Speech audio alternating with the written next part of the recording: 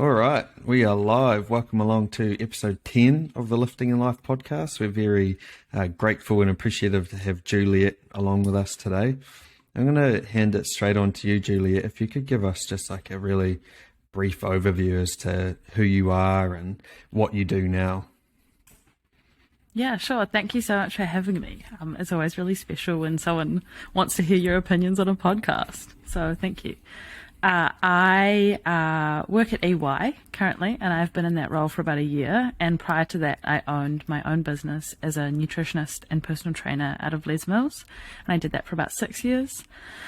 And what I do at EY is quite varied, but a big part of that is helping the firm's kind of corporate wellness culture and just helping, gen pop people be a bit healthier, be a bit happier, better at work and also in their personal lives. So you went from PT 6 years into the corporate realm, but then in some capacity, you're still kind of doing similar things in that space? Yeah, and it is different, but with the same kind of ideas of trying to inspire people to eat food that's better for them, move in a way that feels good for them, take care of their health, take care of their mental health, that kind of thing. How do you feel in terms of the intrinsic reward you get from it? Because obviously I was a PT as well, and it can be really rewarding when your clients actually do what you ask them to do and they see results. Is there much of a reward that you get out of doing that, or are you kind of detached from the results that people experience if they follow your advice? Yeah, I think that was a really rewarding and enjoyable part of it. And then on the flip side of that, it was actually really hard when people didn't follow what you said. And, they're paying you for your advice and then not following through on it. And that gets really exhausting. Just really emotionally draining. Mm-hmm. So are you finding in your current role in that space, is there much adherence to what you're giving them, or are you kind of detached from the end result if people do actually implement the stuff that you discuss? Yeah. Well, the thing that I really like about it is I don't feel like I kind of have to hold their hand as much. Mm-hmm. And because they don't pay me to help them, it's just kind of part of my job. It's not them choosing to come to me. Mm-hmm. I can help them if they want the advice, and if they don't want the advice, I don't have to help them. And therefore, any benefits that they do get, it feels really special to me, but it doesn't feel like it's my responsibility if they don't follow through on the advice. Man, that's such an interesting observation, because I found that was also my biggest struggle when I was a personal trainer, is that people are coming to you, paying money, and then not adhering to the things that you suggest. And sometimes those things you perceive as being quite simple, right? Like, instead of eating takeaways 5 times a week, let's eat them 3 times a week. Then they're like, oh, I had takeaways 7 times last week. You're like, man, come on. So I could see how it's almost like a little bit of separation between what you're providing them and then whether or not they choose to implement it, right? Because it sounds like it's more of a guidance or suggestions, as opposed to let's sit down and write a really specific plan tailored to you that you agree that you're going to adhere to, and then you don't adhere to it. Yeah, exactly. And I think, when you become a personal trainer, it's because you really want to help people. But I think evolving from that, still being able to help people, but not, feeling like you're parenting them or holding their hand or telling them what to do. That's, I think that's kind of what it's grown into be for me. That's cool. That was a nice little side tangent from just your brief overview as to who you are. Now, I know that you've competed, you've been a personal trainer, you've gone on quite a long journey in this health, fitness, sort of nutrition space. So I'm really keen to start from the start with you, and not necessarily when you first started in the gym, but I've got a 2-part question, and I'll do my best to keep it brief and articulate it clearly.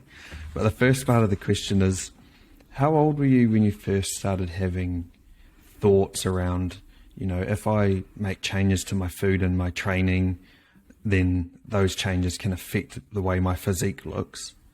And then the second part to that question, what do you think were the catalyst, or what was the catalyst to having those thoughts and you wanting to see if you can change your physique? So I'm going to answer this in a really roundabout way. Okay. And this actually isn't something that I've spoken about before. I've written about it, but I haven't talked about it. So it's quite a big thing for me. But I began binge eating when I was about 14. And that started as a result of growing up in a family with a lot of food rules, being told off for eating kind of sugary or processed things, having to hide candy and chocolates when I did have them at home. And I remember being told at about 13 years old, I was at a friend's house and they'd offered me some chocolate. And I remember her saying to me, like, make the most of it now, because soon your body's not going to look like that if you eat, food like that. Oh, wow. And I think that's kind of where it started. And, thinking that I was bad for eating certain things, thinking that I couldn't eat sugar, getting told off by my mum for eating things that were processed, that kind of thing. And I would run a lot. I'd go to the gym. I played football from quite a young age. And then I'd eat a lot of foods that weren't very nutritious and had a lot of energy in them. A, to kind of make me feel good, and B, to fuel the amount of activity that I was doing. And that just got, into a really, really vicious cycle. So I didn't know that much about dieting, but I knew that exercise would kind of help me stay skinny, and that if I was good and didn't eat sugar, I'd stay skinny.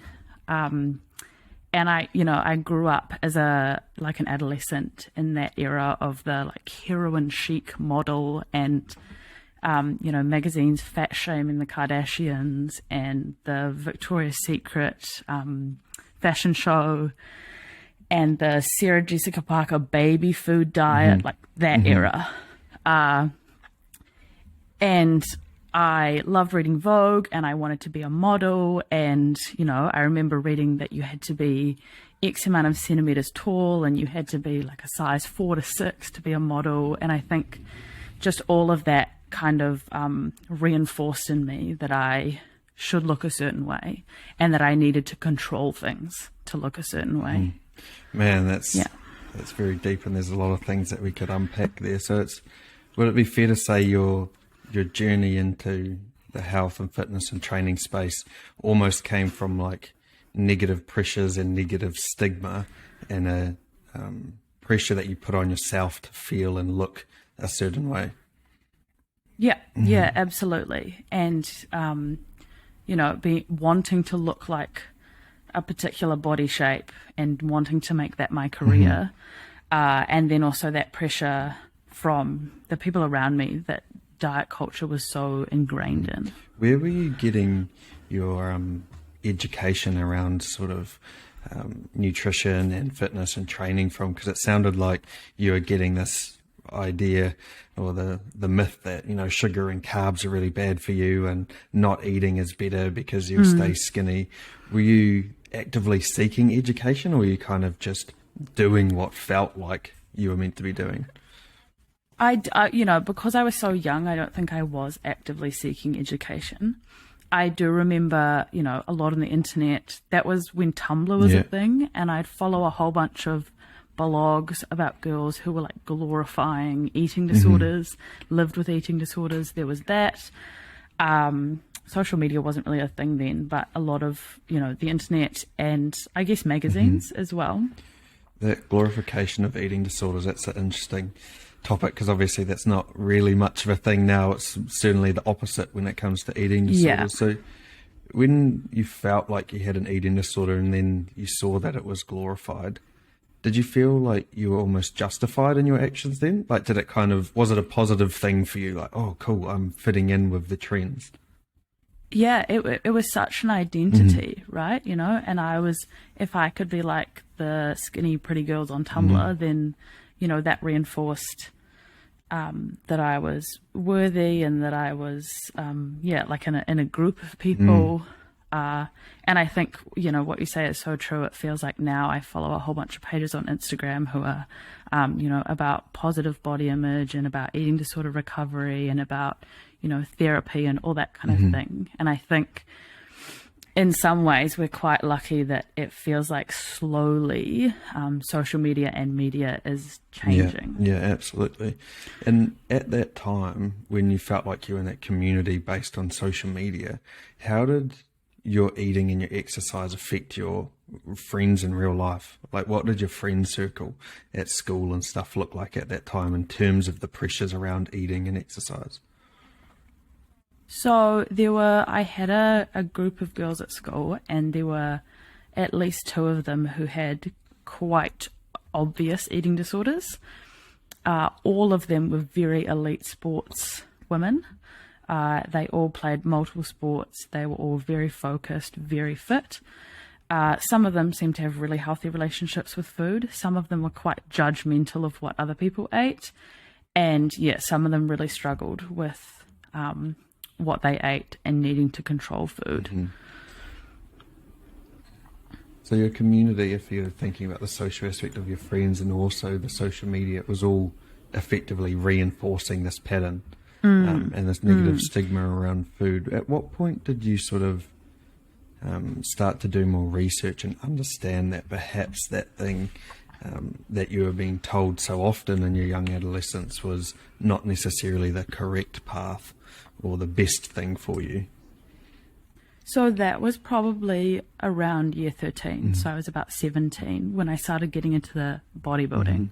So I'd been going to the gym for a while, but I was interested in building muscle, and I actually worked with a nutritionist very loosely. She was kind of just helping me for free. It wasn't anything serious. And she gave me like a plan of what I could eat that had more protein and more vegetables and more complex carbs. And I realized, there were specific things that I should be eating to help me in the gym and to help me gain muscle, and probably specific things that I shouldn't eat if I wanted to lose fat.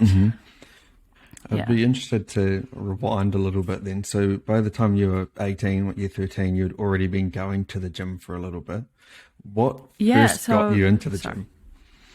I don't know what it was. My mum went to the gym, and I think that I kind of went along with her, and then, girls at school started going, so I started getting interested in it. And, I was probably year 11 when I started doing like body pump and grit and that kind of thing. So I started with Les Mills classes and then started getting more interested in weights. And the goal in the gym, was it further to emphasize losing weight and being skinny or slim?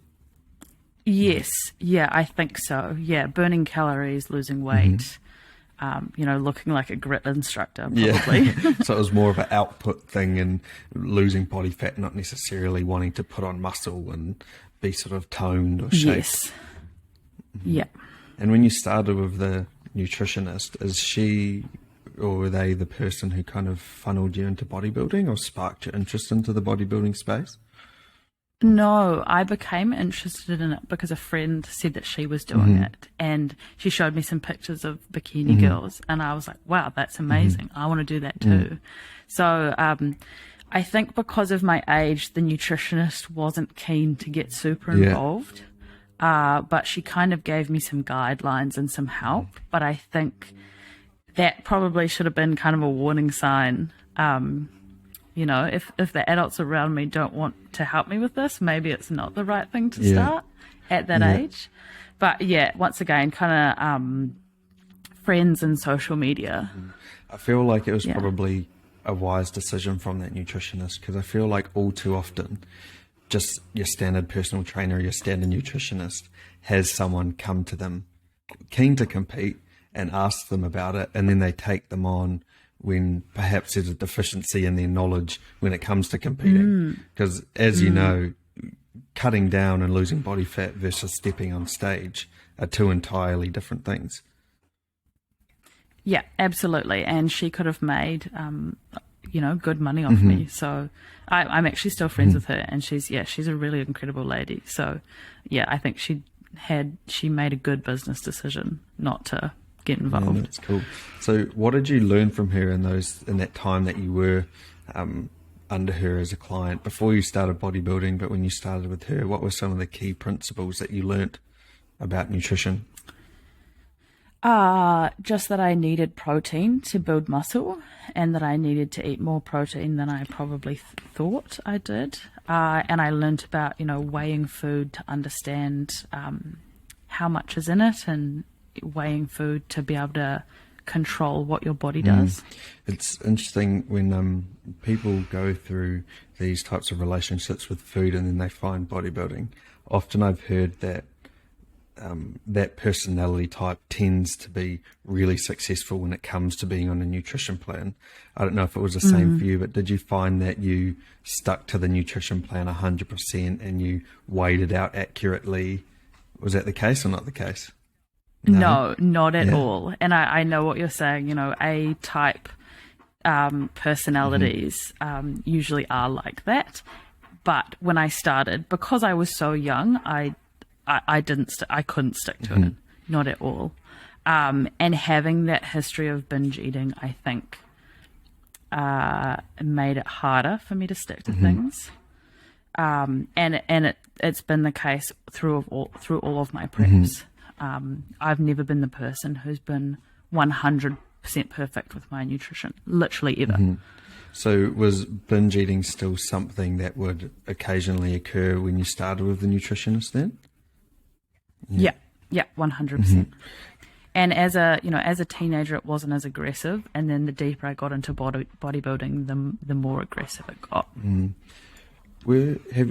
I assume you probably spent quite a lot of time thinking about why it might be the case that you binge eat. Do you think it comes from like the negative pressures that you experienced around food, and it's almost like like an opposite reaction to the thing that you were being enforced? So it's almost like a sense of freedom in that moment. Yeah, exactly. I think it was a way to kind of escape emotions. And sorry, can you just give me one second? I think there's someone at the door. Hang on. Little break. Okay, so we were talking about what the reason for it. Potential cause, and how it might have been sort of an escape or a sense of freedom in that moment. Yeah. So yeah, I think it was, a way to avoid dealing with my feelings. I think, like you said, it was a sense of freedom once you control for so long and then you just completely let go, and that's really cathartic for a very short period of time. And I think too, it was kind of a way of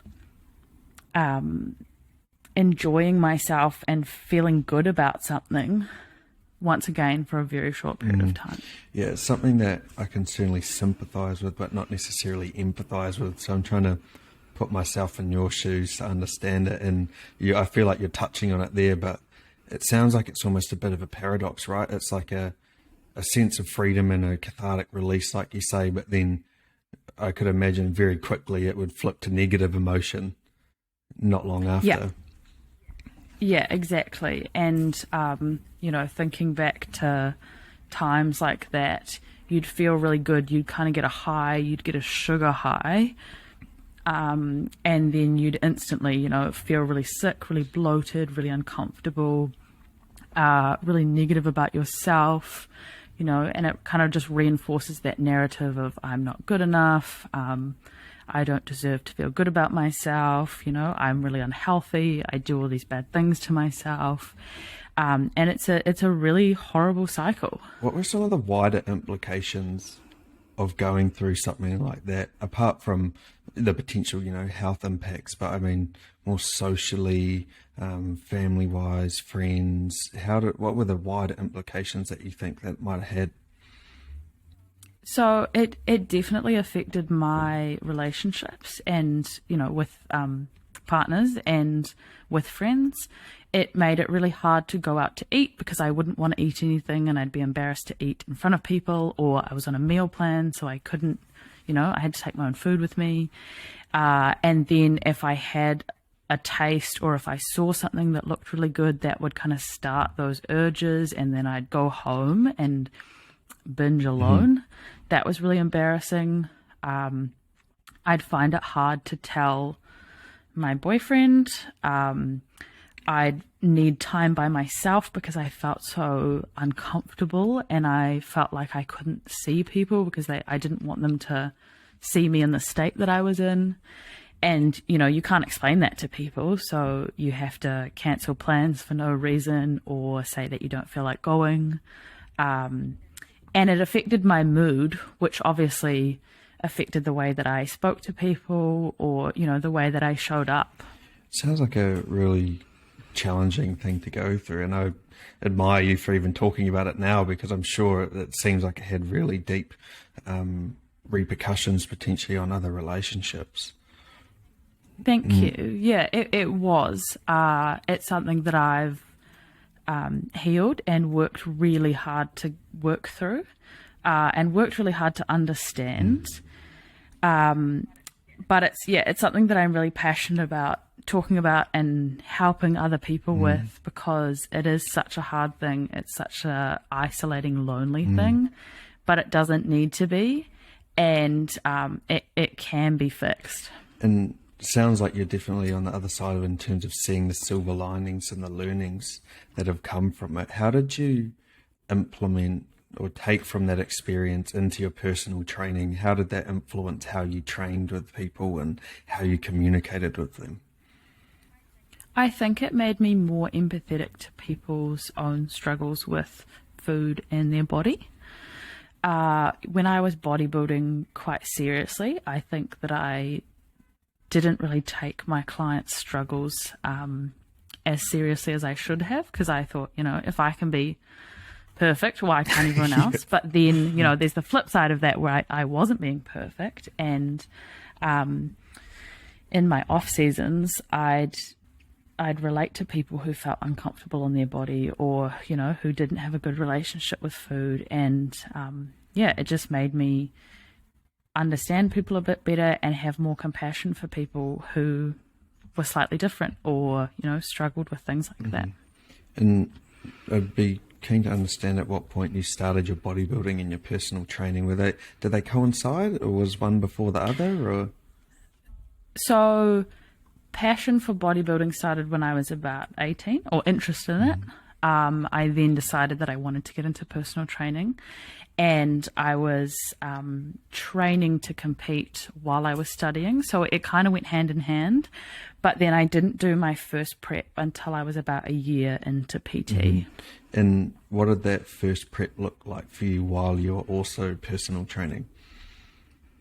So that first prep was intense. It was 6 months of training and dieting. I had a nutritionist and a trainer who are very well known for being like very hardcore ladies. They're both amazing and very, very intelligent, and I, you know, really appreciate both of them, but they, you know, take no shit. And it was very intense. I lost probably 15 kilos. Sheesh. So that's 6 months. Is that when your cut started? Did you do 6 Yes. months of cutting? Yes. Sure. And 15 Yes. kgs, like, it's a decent amount, but over 6 months, that's a long period of time. Yeah. And I remember someone telling me at 6 weeks out, like, oh, you're ready. Yeah. A Bikini to Pro told me, like, you're ready. And on the day that I won, she was like, I knew, like, you were ready months ago. And thinking, I couldn't even grasp that concept, because I just wanted to be smaller and smaller and leaner. And yeah, you know, you just, when you diet for that long, you don't even know what your body looks like anymore. And you've got no concept of what's real. And you ended up winning that show, did you say? I did. So I won junior, novice, and overall. In your first show? Yeah. I mean, that's impressive, but my question is, was that a good or a bad thing? In hindsight. It was both. Like, I think in bodybuilding, winning can set you up to fail, because my second show wasn't as good.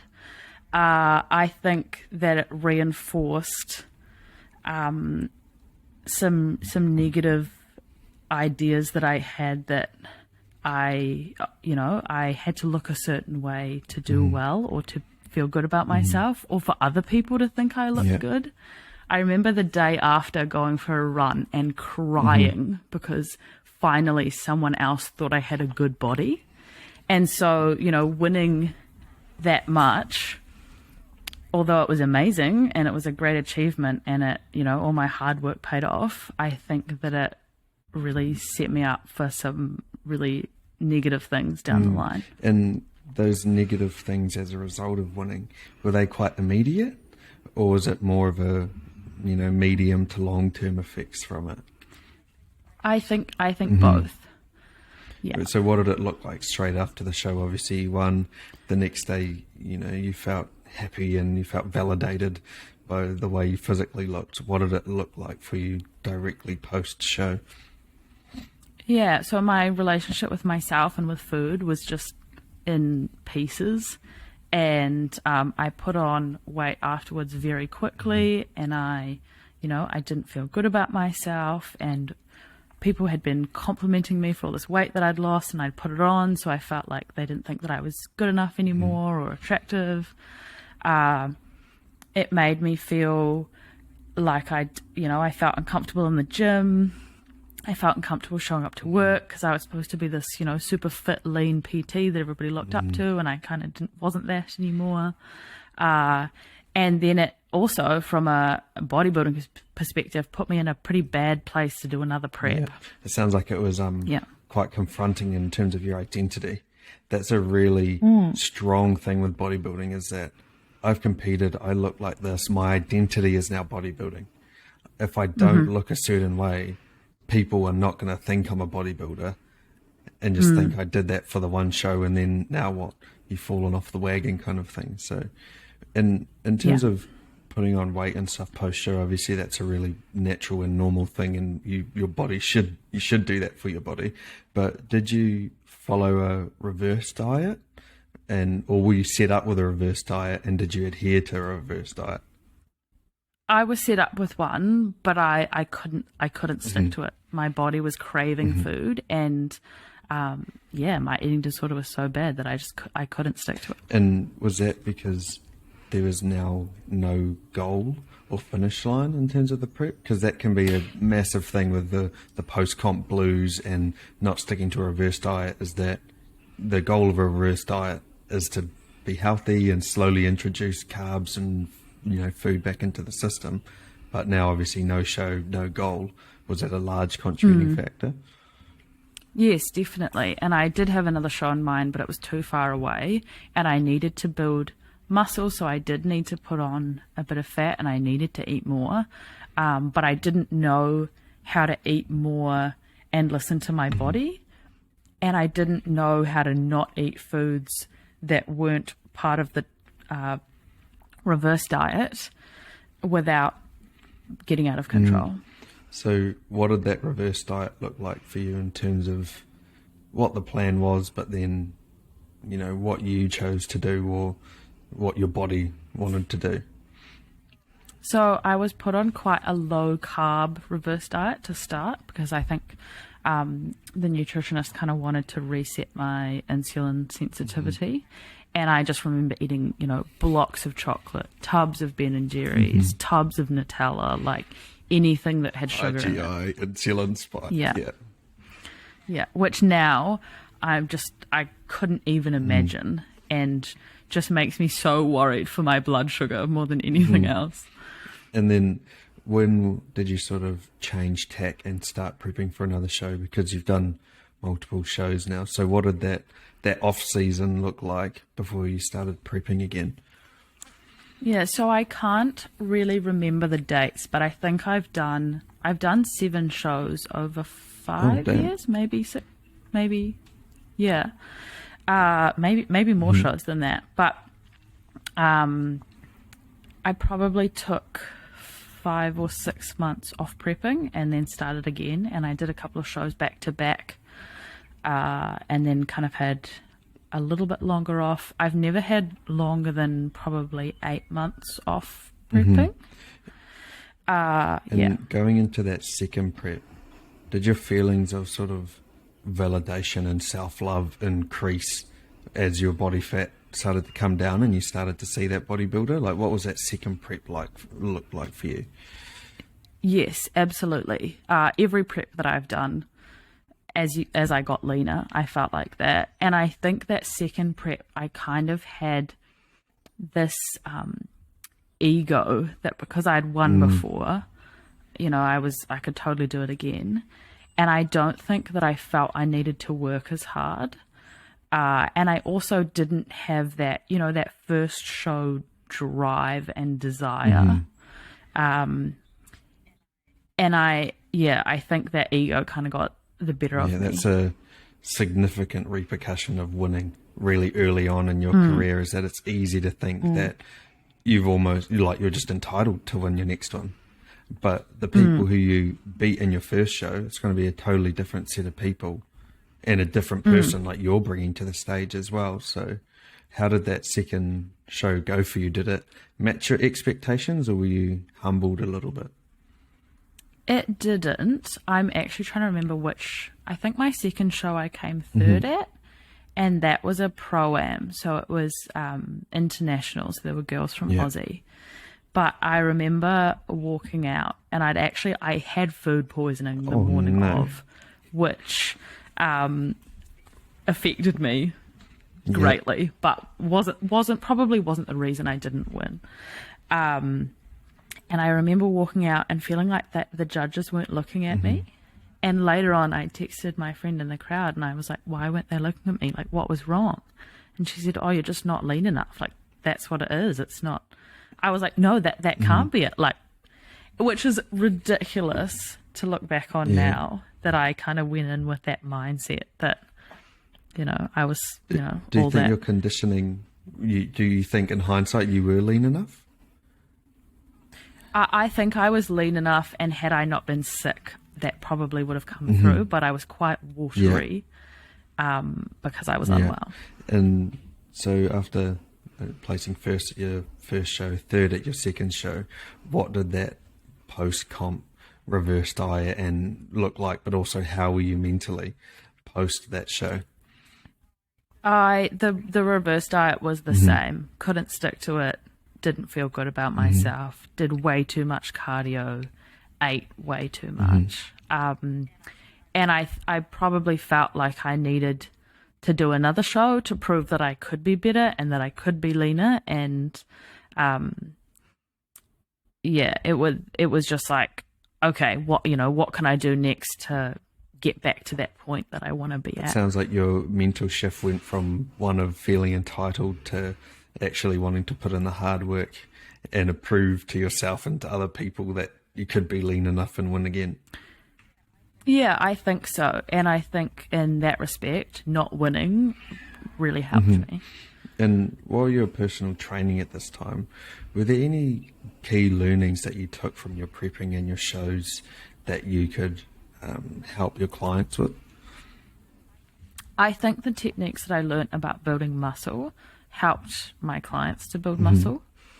I think, you know, the very basic foundations of nutrition helped me with my clients. Obviously, none of my clients were ever going to be put on the same kind of strict calories that I was on. But I think, you know, the basic manipulation of carbs to fats, you know, higher protein, that kind of thing, really helped my nutrition understanding. And did you find at that time you were getting a lot of fulfillment and enjoyment from your personal training? Yes, yeah, definitely. And I think a lot of my clients really looked up to me and really praised me for what I was doing. And I think that validated me.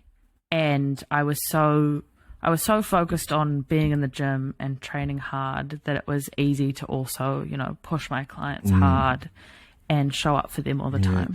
Because I've personally only done a couple of shows in 2018, and I was also personal training at the time, and I found it the exact same. But it's kind of what you were talking about earlier in terms of your clients not sticking to something when you can stick to something so strict. I found that quite difficult, especially like, say, you've gone 10 weeks without a cheat meal or something, and you're trying to get this person to stop having so many takeaway meals. were there any points, especially when you're in prep, where you found personal training kind of frustrating? Oh, definitely. And I remember saying things to particular clients that now I would slap myself for. Just for, expecting them to do what I did, even though they weren't bodybuilders. Yeah. And especially when they're just coming to you wanting to lose some weight, be a bit healthier, and they've also got a whole different schedule on their hands. Like they could be some like general manager at some corporation, and they have all these pressures on them that as a young 20-something-year-old just competing and not having any other responsibilities, it's hard to fully understand the things that they're going through, right? Yeah, absolutely. There is absolutely nothing like the 21-year-old personal trainer that's a bodybuilder, telling the full-time corporate or the full-time mum that it's easy to go to the gym and eat healthy, right? Like, that was so me. It's so ironic, right? That's definitely a learning that I've taken from that. So you did your personal training for 6 years. What was it that sort of made you start to think about leaving the personal training space, and what sort of catalyzed that decision? So I loved PT, and even through COVID, I loved PT. But I got to the point where I was finding the early wake-ups quite hard. I was finding having to lead myself. When you're a PT at Les Mills, you're self-employed, you're contracted, you haven't got somebody above you to support you. And I didn't really know how to progress my career any further except for going completely online. And the thing that I loved about PT is that really personable one-on-one nature of it. And I didn't feel like I could get that from online coaching. So I started to think about what else I could do where I could have, someone above me, a leader, a manager, to kind of support me and help me with my career growth. And I decided that I still love helping people. I still care about nutrition. I felt like maybe I was more interested in kind of holistic wellness than just kind of exercise. And if you want to do more of that, being a PT doesn't really make sense. And so I kind of landed on corporate wellness because there's something really satisfying about helping, Gen Pop adults make little changes in their lifestyle. But to get into corporate wellness, I needed to be able to understand the kind of corporate lifestyle, the challenges that corporates faced. And like we just discussed, when you're a PT, you can't understand that, not at all. So I looked at a job that I could do to understand a corporate lifestyle before then going into corporate wellness. Man, there's a lot there that I can really relate to. The question from that is, how did you find this thing called corporate wellness? Like, I don't even know that that was a thing. How did you find that while you're still personal training and not in the corporate space? So I had a lot of corporate clients, and just discussing with them kind of what I was interested in, and then, doing my own research. Richard Branson really, I think, pioneered corporate wellness with Virgin, their company, and then they've got Virgin Active, which is like an app. So I just started doing research after, talking to my clients and them saying like, oh, this could be a thing. And then I got introduced to an amazing woman at EY whose entire role is corporate wellness. And from talking to her, I realized actually this is a growing thing in the corporate environment.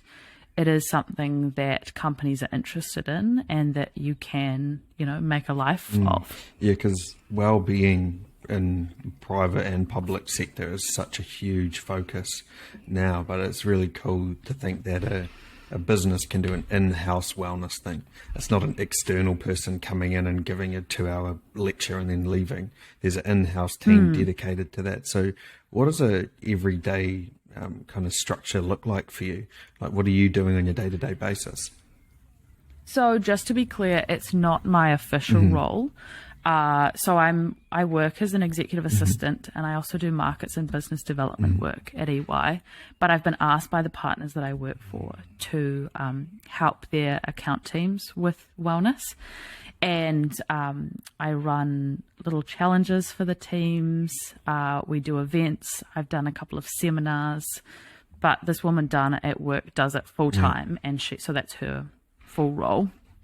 But yeah, I just, started after talking to the partners, they realized that I was interested in that kind of thing and that I could help them out. So I've been to a couple of offsites and I've taught them about mindful eating and nutrition and exercise and stress management, things like that. We've run a couple of 3 to 6 week challenges. We did like a goal setting challenge with the partners, which was really cool.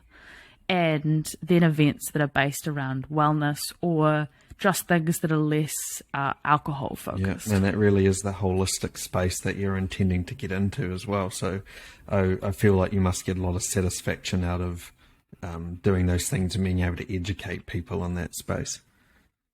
Yeah, definitely. And it's really cool when people come to me with questions or when they say, oh, I've been implementing this and I feel this from it. Like, I love that kind of thing because it's those little habits which seem simple and maybe seem easy that people haven't learnt or haven't been able to add to their lifestyle previously that now make such a big impact for them. It seems like a pretty evident and obvious crossover, but what were some of the key learnings you took from your personal training that you now see yourself implementing in the corporate space, both in the EA role and stuff, but also into that wellness stuff that you're getting into?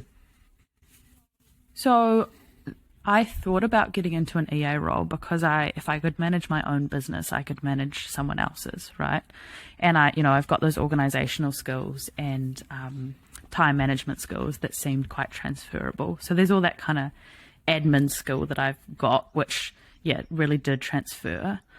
But I think something that I took from PT that's really helped me in the corporate space is listening to people more and talking about myself less and encouraging people to talk about how they feel rather than what they think or what they know. And just creating an environment where people feel like they can open up, because in PT, you get quite vulnerable with people. And I think in the corporate space, people shy away from that. Yeah. And so, yeah, really trying to get people to feel comfortable talking about themselves, opening up to you, being a bit more vulnerable, maybe talking about their feelings, to really get to the truth of, what they have to say. There's something so powerful about having a conversation. And I reckon you're so right in terms of that corporate space. It's not that it's not encouraging of it, but maybe perhaps people don't know how to facilitate those kind of conversations. And especially when it comes to well-being, health and fitness, if you haven't got that professional background of doing it for years with literally hundreds of people, you wouldn't even really understand what the right questions are to ask or what advice to be able to give. So I assume it must be quite an empowering thing to be able to have those conversations with people at work. Yeah, absolutely. And we've got our CEO has a podcast, and I was listening to it the other day, and she talks about there became a point where we stopped bringing our real selves to work, and we started, bringing this kind of character that we were playing. And I love that, because I think that I am quite authentic at work, and I can be a bit like, people think I've got a bit too many feelings or that I talk about that, health and wellness a bit too much. But I think that's so right, is, we're so used to just talking about numbers and facts and, being serious and professional that it can be hard for people to open up. And so, yeah, I do really try to get people to do that. I feel like the irony of it is that if people feel like they could be more authentic in their workplace, it's actually probably going to boost the productivity, right? Because if Absolutely. people are, not feeling too good, but they're able to open up about it, maybe the team could take some of their workload, or I don't know, you don't really know the wider implications that being your more authentic self at work could actually have. Yeah, absolutely. And that, that comes down to physical health, it comes down to mental health, it comes down to sexuality, all that kind of thing. The more you can be yourself at work, the more you're going to want to be there, the more you're going to want to come into the office, the more you're going to want to connect with people, the more you're going to feel valued and involved, therefore the harder you're going to work. Yeah. So would you say that you're getting a lot of satisfaction out of your role right now? It personally sounds like, although it's different, probably different level of satisfaction than the personal training, but it sounds like you're personally getting a lot out of it as well. Yeah, I do really enjoy it, and I really enjoy the company, and it's been the exact next step that I needed. And in terms of your personal journey with your own nutrition and your training and stuff, where are you at with that now? Because is competing completely off your agenda now, or what are your main focuses personally? Yeah, so last year in lockdown, when Auckland was in lockdown, I realized that I'd kind of had enough of myself and that I needed to call myself out on my shit. And I decided that I was going to stop binge eating. I was going to have a good relationship with my body. I was going to feel good about myself. So I did this kind of self-instructed 12-week course from a book. And so lockdown was actually really, really beneficial for me. And through that time, I decided actually competing isn't giving me what I need, and I'm not doing it for the right reasons. So I'm going to shut that door. I decided that I was going to train to feel good, to feel healthy. I was maybe going to do a bit more cardio that I enjoyed rather than just doing weights, because if I wasn't going to train to compete, maybe I didn't need to feel like I needed to put on muscle all the time. And I went through this really long journey of, why do I like going to the gym? What kind of exercise do I like doing? What do I like eating? How do I eat mindfully? Do I like eating this much protein or this many vegetables? Are there other things that I like eating? And that's been obviously a really ongoing journey. But now I'm at a point where I eat really mindfully. I eat when I'm hungry. I stop when I'm full. I don't really have any food rules. I am currently training for a trail run, so I'm doing more running and a bit less weights. I'm doing weights to help me with running, so they've got nothing to do with muscle building. I've been working on flexibility and core strength and, just feeling good about myself. I drink alcohol, which I never used to do. So yeah, my lifestyle has done quite not a full circle, but it's changed a lot. Yeah. I feel like that's a really condensed and linear version of probably how the journey has been. So I'd be keen to kind of maybe perhaps delve in a bit deeper now. In terms of the binge eating, you made it sound like it was almost like a binary decision. Like, I did binge eat, and then one day I woke up and I decided not to. How did that decision and that transition occur? I'm thinking about it from the perspective of, if someone's listening right now and they're a binge eater and they want to be able to also stop, what are some tangible steps that they could implement that perhaps you implemented? So I'm the kind of person where if I say I'm going to do something, I do it. And that kind of was the case. I bought this book called How to Stop Binge Eating, I think. Nice. And also a podcast called Over Binge. And I read the book, and at the end there was a course. And what you did was you had to weigh yourself every week. You had to write down everything that you ate, and you had to write about how you felt about it. You had to count how many days you'd been without a binge, or, how many days you'd been without thoughts of restriction. And you did this, and you built these little steps over 12 weeks. And I just committed to that. And maybe 5 weeks in, I stopped binge eating. And, the first week, maybe I did 2 or 3 times. And the next week, maybe I did once or twice. Mm-hmm. And by the 5th week, it was like, it wasn't a thing for me anymore.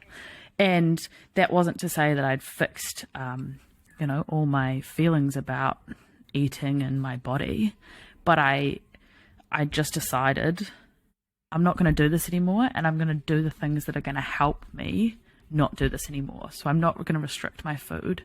I'm not going to have food rules. I'm not going to beat myself up if I eat something that's maybe not very nutritious. I'm going to include yummy foods in my diet every single day. I'm going to journal about how I feel when I eat, and I'm going to eat just to eat, not, while I'm watching TV or as a distraction or while I'm doing anything else. And being in lockdown helped that. I think had I not been in lockdown, it would have been harder. And also I would have felt more pressure to continue to look a certain way. Whereas in lockdown, nobody saw me, nobody saw my body. I could wear, comfy sweaters in Teams meetings. So had we not been in lockdown, it probably wouldn't have been that easy. But if I could give tangible steps to people, it would be buy the book, and I can send you the link afterwards, and listen to that podcast by Catherine Hanson called Over Binge, and, identify those behaviors that you're engaging in every day that are leading to the binge eating, because the binge eating's not the problem. For me, it was controlling the food, never allowing myself what I wanted, and telling myself I was bad when I had what I wanted. Well, that's some really awesome advice. It sounds like a key theme that's coming through there is being mindful with your eating, right? It sounds like that's what the book and the podcast was really promoting. Like you saying, not watching TV while you're eating. Because when you're scrolling your phone and you're eating, or you're watching the TV and you're eating, you're not really thinking about what you're consuming at all.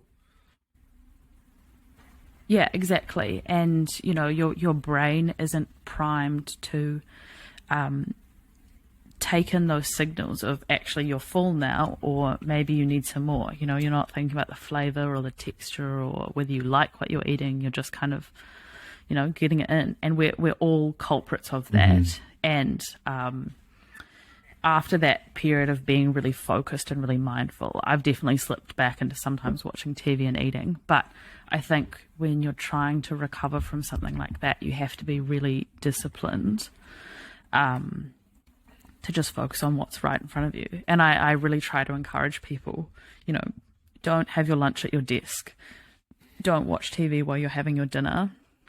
Just try and enjoy the food that's right in front of you and think about how it makes you feel. I like that there's clear, logical and tangible things that you implemented to overcome it, because sort of what I've learned about addiction is that often it has to be this big spiritual realization within the individual to overcome the thing. But it's really, empowering to know that there are tangible, logical steps that you can implement to overcome this thing. And it doesn't necessarily have complete control and power over you if you're willing to put in the hard work that this book educates you on. Absolutely. And the podcast that I listen to is really good because it's really scientific and it explains that the habits that we have are formed by pathways in our brain. So you do something once and your brain starts to create that pathway, which means it gets really easy to repeat that. And that's what binge eating became, was just a circuit that hadn't been broken. And I realized that actually you can rewire your brain, and through neuroplasticity we can change our habits, and you have to break those. They're called synapses. You have to break those for that pattern to stop occurring. And over time, that's what I've done, is get rid of the kind of precursor habits to then stop those urges, to then eventually break that pattern, so that I can eat, chocolate and not feel like I need to eat everything else in the pantry. Yeah, an analogy that really made sense, and I learned about that, but it was more in terms of how someone physically performs an exercise like a squat. We've got a certain way that our body likes to do it, and it's a lot easier. So it's interesting that it's applied to behavior as well. But an analogy that I learned from a lecturer that really made sense to me is like, if you walk through a field of long grass, you're going to leave a slight, indentation in the grass, and that the more times you walk that path, the more solidified it's going to become, so the easier it's going to become. So having to reroute that path I imagine must have taken a lot of hard work, but the more you walked that path, would you say the more sort of easier or second nature it became over time? I really like that analogy. That's really cool. But yes, absolutely. And it gives you hope as well that, oh, there's actually a reason. A, there's a reason I'm doing this still. And B, there's a way to fix it or stop it. You know, it's not some big, deep emotional thing. Well, it is, but it's also just my brain. And I can change that. And that's really empowering. Yeah. How did that influence your perception of your own identity when binge eating became, you know, less frequent for you? Did it have a big alteration on the way you perceived yourself? So I went through a huge identity shift. I wasn't a bodybuilder anymore, so I didn't know who I was. I wasn't going to binge eat anymore, so I didn't really know who I was. And I wasn't a personal trainer anymore. So everything that I thought I knew about myself was completely changed. And we're in lockdown, which is, takes a huge mental toll. So I really had to kind of, refine myself and find what I liked and find what I didn't like. And, who were my friends and what did I enjoy doing with my time? And, how did I show up online? And yeah, I went through this huge kind of transformation of kind of getting to know myself better. And I can imagine that journey certainly wouldn't have been linear, but there's some key barriers or obstacles you had to overcome in that journey of finding yourself. Not to say you've necessarily completely found yourself now and you've reached the other side, but in that journey, what were some of the key barriers that you had to overcome? Yeah. And I think, we never do, right? Like that's the point of life, is we never get to that one point. But I did feel quite lonely. I felt, I couldn't relate to all these people who were just trying to diet to get lean to look good on stage anymore. And I didn't have my clients, and I didn't have to look a certain way every day to go to work. And I think, I don't know if I could tell you the key kind of barriers, but I know it was hard testing the waters with things like, I could drink alcohol because it didn't matter if it stopped me building muscle, because I wasn't trying to build muscle anymore. And, did I enjoy drinking alcohol? I'm not sure. Who did I want to spend my time with? Did the people that I was friends with before still want to spend time with me? Was my boyfriend still going to like the way that I looked? All those little questions that you have when things change. Maybe let's pick one of those and unpack it a little bit more. What was your journey with alcohol like? Did you have any unanticipated messy nights when you first started drinking alcohol again? So, yeah, so we were in lockdown probably until about November, and then we went into kind of the Christmas season with work, and we had some work parties, and I was still very, not controlled, but I didn't want to have more than 2 drinks. I still wanted to be able to drive. Yeah. And then over summer I started to drink more, and I actually enjoyed it, and I could drink alcohol and I didn't care if I put on body fat, and I probably wasn't putting on body fat. So I was like, I can drink some more. And I think I've got to a point where I'm pretty, I don't want to drink all the time. I don't want to go out all the time. I don't want to feel horrible the next day. So I kind of went through that teenage thing again of being like, oh, I can drink alcohol, to now, being a bit more of an adult, not wanting it, not really enjoying it all the time, not just having one drink because it's a Friday, that kind of thing. It sounds like you were wise and almost took a nutrition plan approach and slowly introduced it. It's not like you had this epiphany where you're like, I can drink alcohol now, and then on Friday you went and drank way too much and did, silly things, or ended up passing out or something stupid. Yeah, I did. I think I really tested the waters, and I hadn't drunk for 3-4 years. Not at all. In that time you didn't have anything. So I think I had drinks on my 21st, and I think that was it in 4 years. Far out, man. But as a teenager, I had drunk a lot, and I didn't enjoy drinking the way that I did as a teenager. So I think I was kind of scared that if I do drink again, maybe I'll go back to that. So I need to like take it kind of slow. And yeah, you're right. Now I think about, okay, is this going to have health ramifications for me?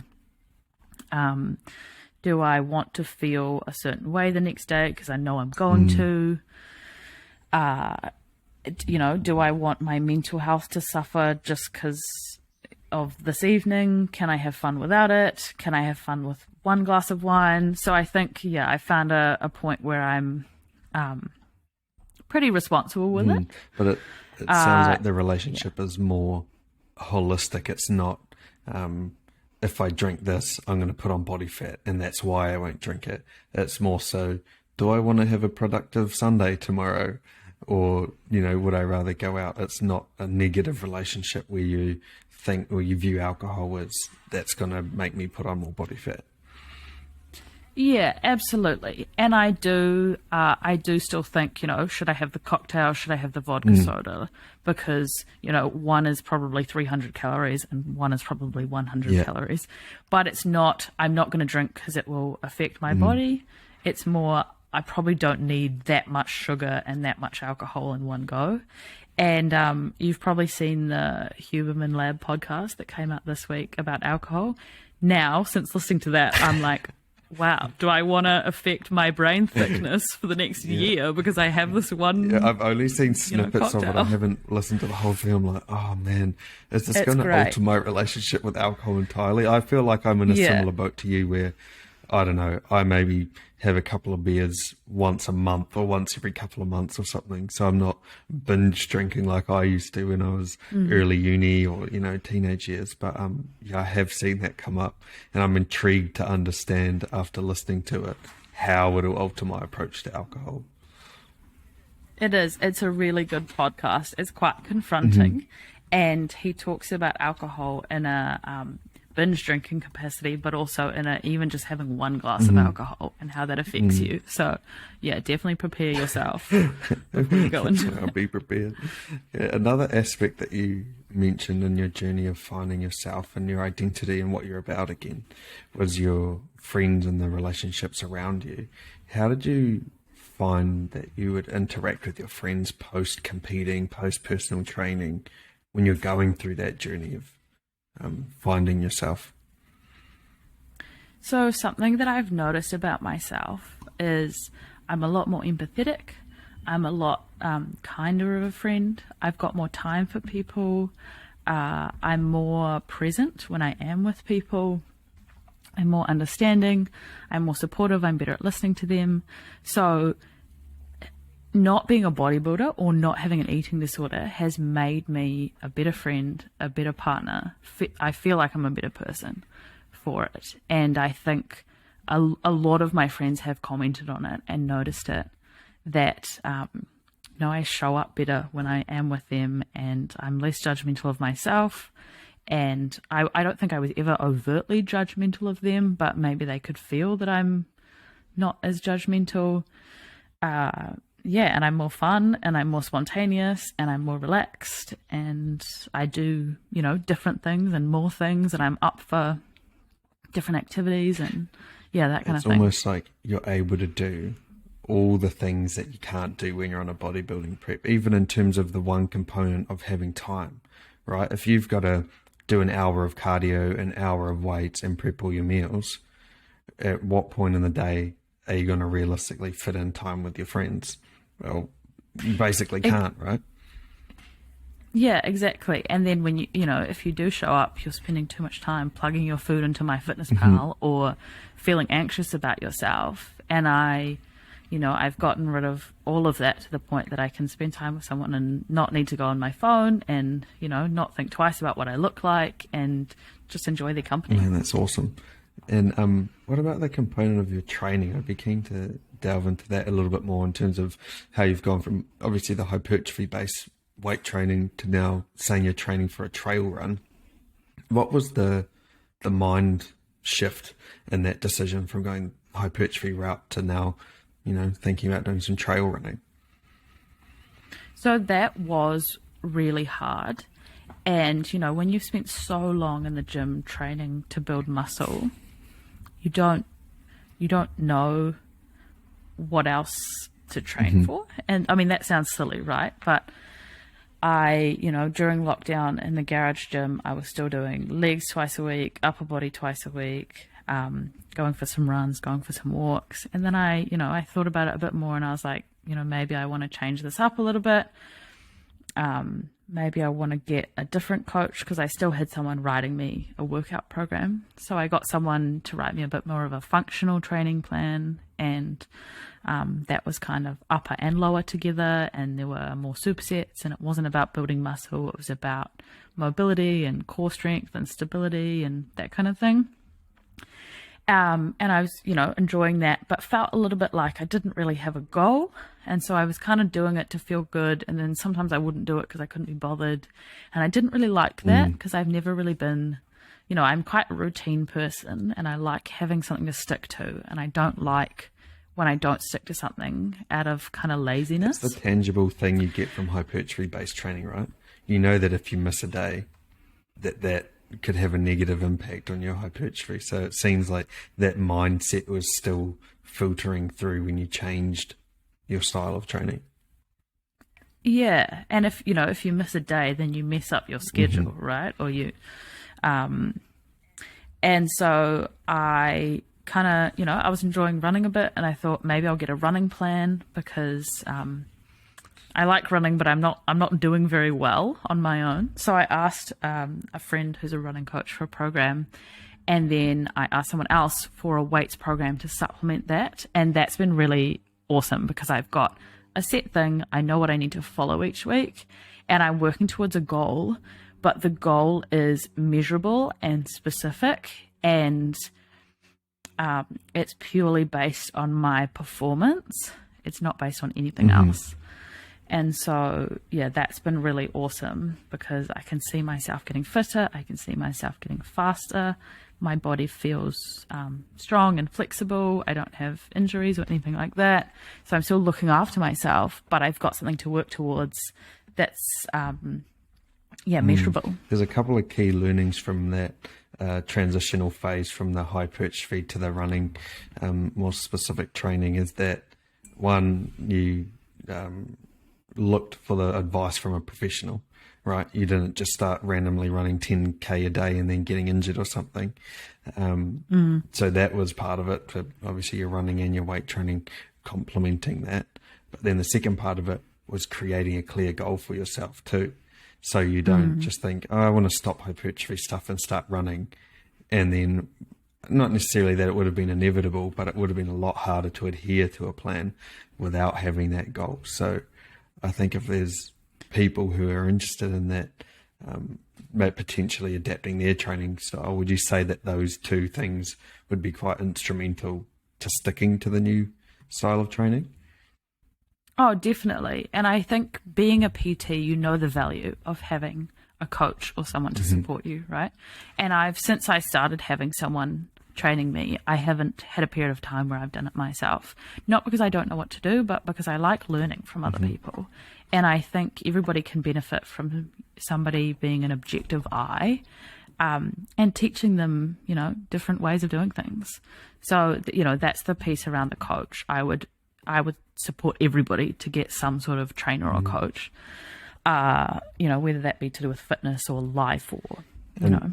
I'd like health. to caveat that with, be prepared to invest some money into getting a coach too. I think all too often, you've probably no doubt experienced this because you've been a personal trainer, is that you have, I don't know, friends or colleagues or random people just ask you to create them a plan, or like, hey, I want to get into the gym, like, what should I do? And it's nice to be able to help people, but sometimes it feels like your IP and your knowledge isn't necessarily respected when people aren't prepared to, or you ask them, are you keen to, I'm going to send you an invoice, or like, this is how much I charge or something, and then it's not received well.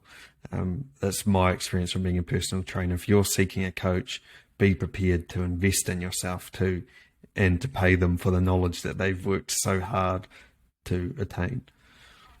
Oh, absolutely. And from the client perspective, you respect it more when you have to pay for it, right? Like I want to stick to something because I spent X amount of dollars on it. At the bare minimum, that's why. So, yeah, you're so right. Investing that money is investing in yourself and your own education long term, and it's a way of showing that you do appreciate that time that person's spending on Yeah, you. the amount of times that I've given people free plans and then you just like never really hear back from them, or you just see that they've completely fallen off for that little bit of buy-in. It doesn't have to be thousands of dollars, but that little bit of buy-in, I think, can help you so much with your adherence because you've physically bought into this thing. So you are financially invested. And if you're not going to adhere to it, then you might as well have not paid for it. It's just a waste of money. Yeah, absolutely. And coming back to that second piece of that question, you said, going from having one goal to having another goal. I needed a period of time where I didn't have a goal. I needed to the goal was living my life, whatever that looked like. And then I did get to a point where I was like, okay, I've probably had enough fun and now I do need some more structure. And I think we all go through periods of that, right? Like a lot of us are very goal driven and so need something specific to work towards. But you do need periods of time of just enjoying yourself as well and not always being hard on yourself and not always feeling like you have to work towards something. But you're absolutely right. Set yourself a goal, decide what you enjoy, and then create something that's quite, specific and measurable so that you know whether you're getting towards it or you're not. And in terms of how you perceive yourself, like your self-identity now, would you say you're in a really good spot, or at least a much better spot than you have been in the past? I think so. I'm still at work. I'm definitely still kind of the fitness wellness girl. But people don't expect me to uphold a specific standard, and I don't think I expect myself to either.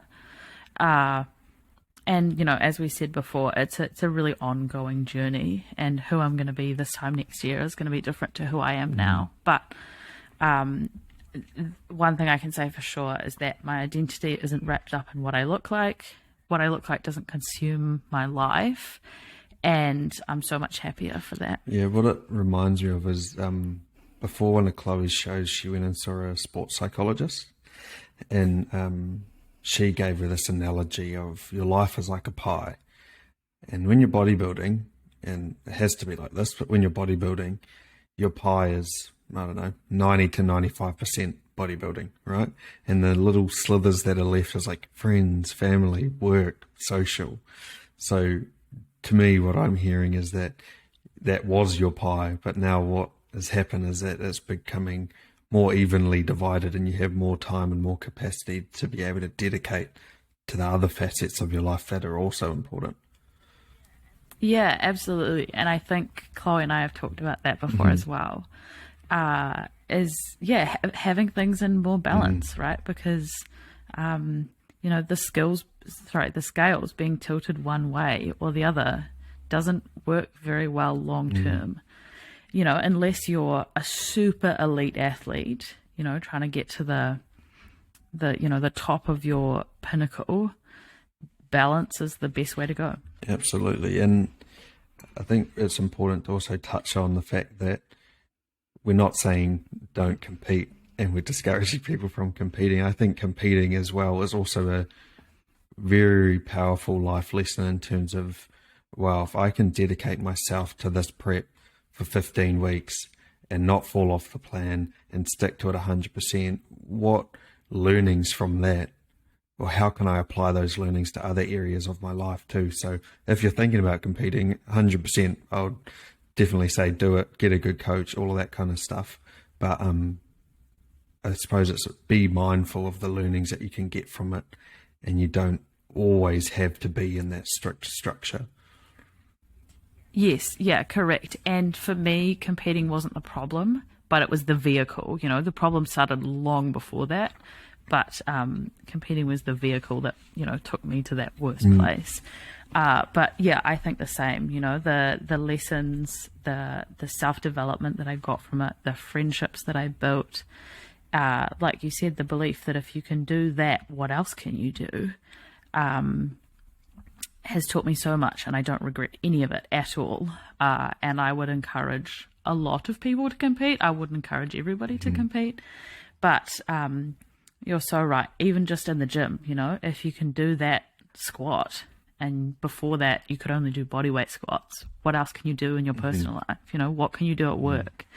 And I think that's the thing that people like us love so much about the gym, is it empowers us to feel good about ourselves and to believe that we can achieve more and we can achieve what we desire. Oh man, that's spot on. And what it is, it's also you giving time for yourself as well. Like you're giving time to work on yourself. But then what I think are really key learnings from even just going to the gym in itself is that to go to the gym, you're sacrificing something else. Like you're sacrificing sleeping in a bit more, or you're sacrificing getting home a bit earlier, or, being able to watch your Netflix series or whatever it is that you want to do. So even that micro daily action of going to the gym, I think there's a lot of key learnings that you can get from it. One being that you do have the power and the ability to sacrifice, a short-term pleasure for more of a long-term gain. Yeah, and that's so true. I love that. So with this trail running that's coming up, what's next on the agenda for you? What does your current schedule look like, and what is this goal that you're working towards? So I've signed myself up to a 15k trail run on the West Coast. Oh, wow. So it's in Piha.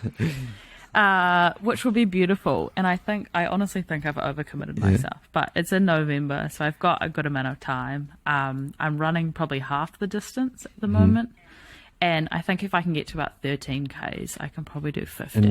And being a trail run, does that mean it's off-road and like undulating terrain? Yes, yeah. And there'll be, I know there's a couple of rivers that you have to go through, and there'll be parts that will be quite steep. You might have to climb as opposed to run. So I don't think it'll be 15k kind of solid running, but it'll be, undulating ground and quite beautiful scenery. That sounds a lot more difficult than just 15k on the road. I used to do a bit of mountain biking back at school, and I did some events that were like 20Ks. 20Ks, that'll be nothing. But 20Ks on the road versus 20Ks in that kind of terrain, it's a very different story. How are you training to prepare for that? So we're lucky enough to live in a very deep valley. So anyway that you go is a hill. So those will come in quite handy. And I'll definitely, as it gets a bit closer, I'll start doing some runs probably out west in the bush. But my hope is that it will be so pretty and so exciting that it will get me through. I feel like I'm not too optimistic that you're going to enjoy the scenery when you're dying, because it's so hard. I mean, maybe you will. I feel like nobody is. Nobody that I've talked to has agreed with me. And how have you found that transition from the hypertrophy to the running training now? Are you getting a lot out of it, both physically and mentally? Yeah, definitely. I do miss feeling like I just want to go into the gym and train really hard. But I love, going for a run in the morning and, feeling those endorphins afterwards and, feeling really sweaty and just enjoying that, kind of tired feeling of having worked really hard. It's a different feeling to the weight training, right? When you're gassed out, but it's not like your muscles dead. You cardiovascular wise, you're just completely gassed out. I feel like it's a really good mental thing. Yeah, exactly. And, feeling like, I could actually push myself to do that, because doing a heavy squat or doing, 10 reps of a lat pull down or something feels really good, but it doesn't seem mentally as hard as doing a solid run. And from the shows that you've done, obviously there's going to be a lot of learnings that you can apply to your running preparation too, but it's something that you've considered about doing a running event, the sort of post-comp blues. Like, how do you think you're going to respond to the post-event? Is that something that you've already started to think about, or? That's actually really interesting, and it's not something that I've thought about. I think that with running, you can do more events more regularly than you can do bodybuilding shows, and particularly to the level that I'm going to do. I'm not trying to be the fastest person, or I'm not going to start doing ultra marathons or anything like that. I've got no interest in that. I just want to set myself a cool goal and hopefully enjoy it, and then look at the next thing. If I did enjoy that, what else can I do? But I also don't think it's going to become as consuming, because it's not an entire lifestyle. I don't have the posing or the extreme rigid nutrition aspect of it the way that you do with bodybuilding. There's less sacrifice my whole time involved, would you say? Yeah. My whole time isn't taken up by thinking about it. I have to eat well, but eating a bit more is actually really good for me for the running. So it's not, nothing's super duper strict the way that training for a prep is. It's really cool getting an understanding of, because you're still in that transitional phase from the bodybuilder to potentially the runner if you pursue it more avidly. It's really cool getting an understanding of that, because I find that I'm always interested in that kind of stuff, but people in general are really interested in when people make an identity shift. And how do they do that? Because it's such an internal, you have such an internal conflict when you've been this thing for so long, to then implement change and change who you are in yourself, your identity, from both, the person doing it, but also an outside perspective. It's always such an intriguing thing. So I find it really insightful into how you're making that change. Thank you. And I guess the thing for me is that I'm not trying to be one thing and now trying to be something else. Like, I'm never going to be a runner. Like, I enjoy running, but it's not going to be, part of my personality or, what makes me me. Now what makes me me is my thoughts and my feelings and, how I treat other people and what I aspire to do. It's not, the sport that I do or the hobbies that I have. Or the job or that you have, things like that. Yeah, If there are people listening who are wanting to make a change in whether it's professionally or personally or, the sport that they do, if they are wanting to make a change, what do you think are some key pieces of information or learnings that you've had that could potentially help them in their journey?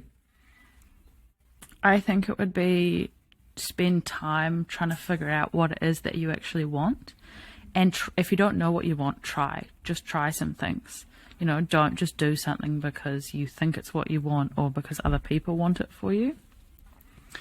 I think work really hard either with yourself or with a professional to kind of understand yourself. I think therapy is really awesome for that.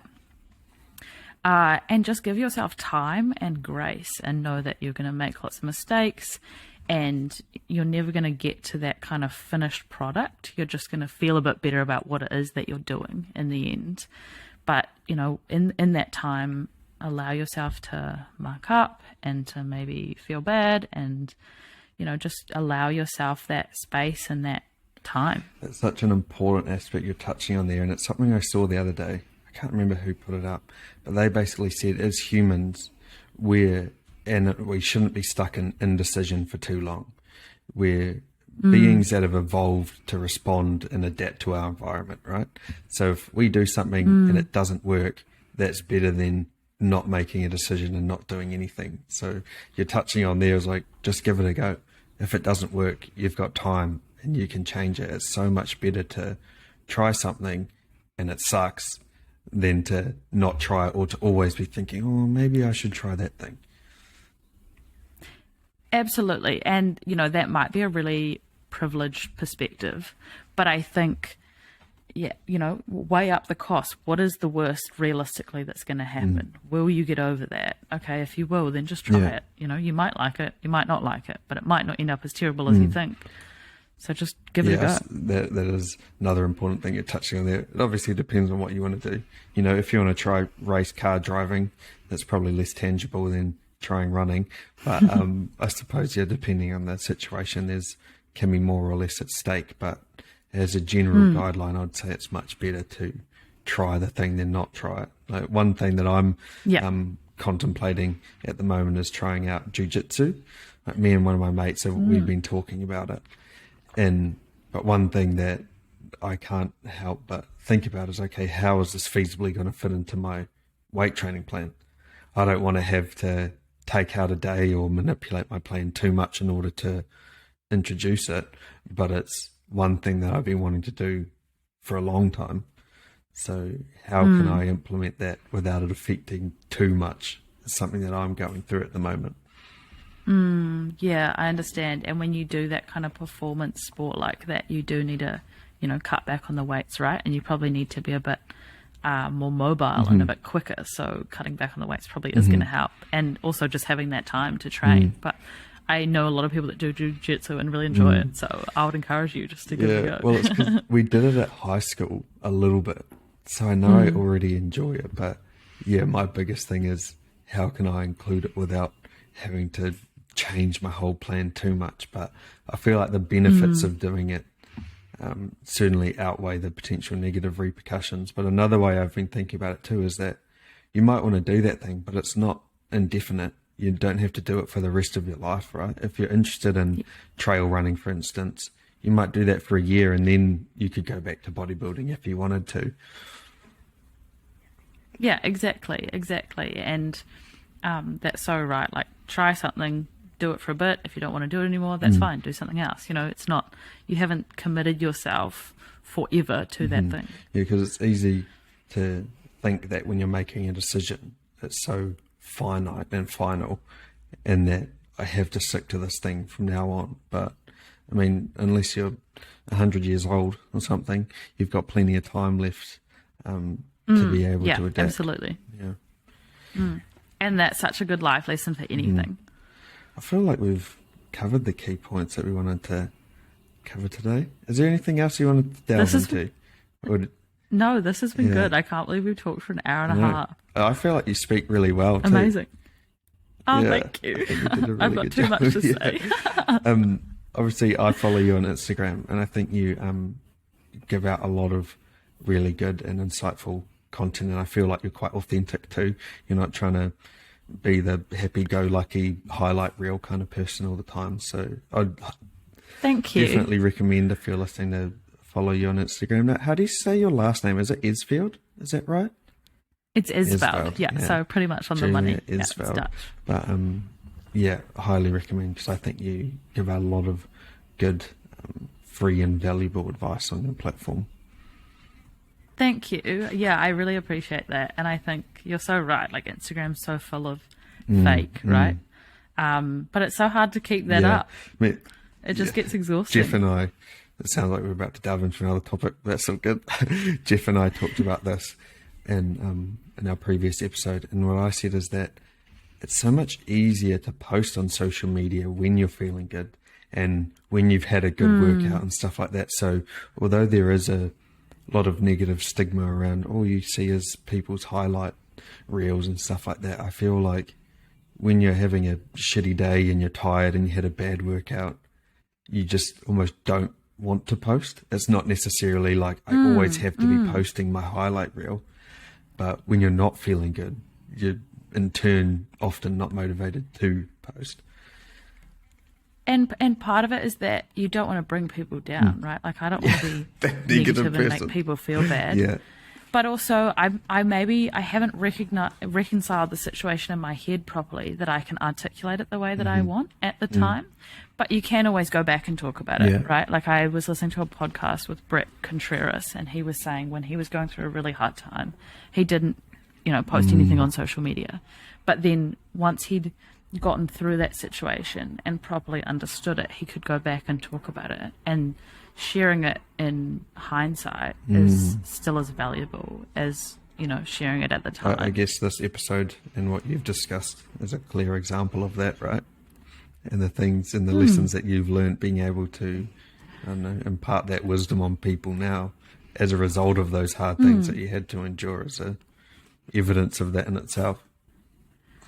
Yeah, absolutely. And you do need that time to understand and to learn those lessons. Because at the time, you just think, it sucks. Why am I going through this? And then later on, you do see that there's those silver linings or those things that you can share with other people that helped it's you. quite insular and isolating, right? When you're in your own little echo yeah, chamber. absolutely. It's hard to contemplate the macro lessons that I'm learning now that can help with other people. Oh, well, thanks so much for definitely. coming on today, Juliet. I do appreciate it. And No I'm sure worries. there's many people listening right now that have learnt some very key lessons. Thanks so much for having me. It was really special, and I really appreciate that you asked me. No worries. Thank you.